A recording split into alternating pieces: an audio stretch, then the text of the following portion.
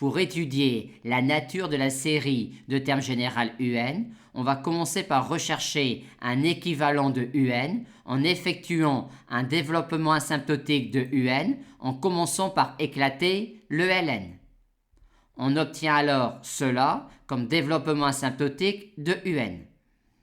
De ce développement asymptotique-là de UN, on en tire un équivalent de UN, mais comme il n'est pas de signe constant, on ne peut pas l'utiliser tel quel pour étudier la nature de la série de termes général UN. On peut par contre l'utiliser pour étudier la convergence absolue de la série. Malheureusement, la série de termes général UN ne converge pas absolument. On ne peut donc rien dire sur la nature de la série de termes général UN. On va donc utiliser le développement asymptotique de UN dans sa totalité. Classiquement, on isole ces deux termes.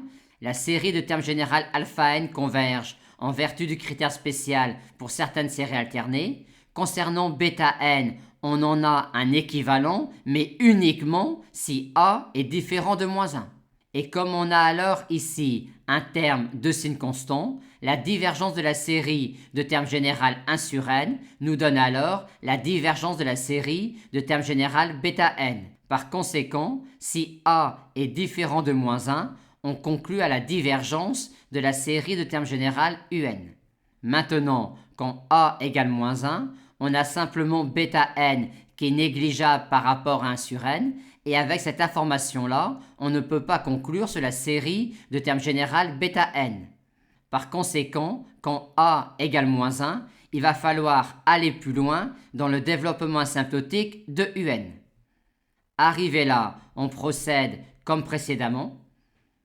L'équivalent de bêta n n'étant pas de signe constant, on ne peut pas l'utiliser tel quel pour étudier la nature de la série de termes général bêta n. Par contre, on peut l'utiliser pour étudier la convergence absolue de la série. On obtient alors que la série de termes général bêta n converge absolument et donc converge.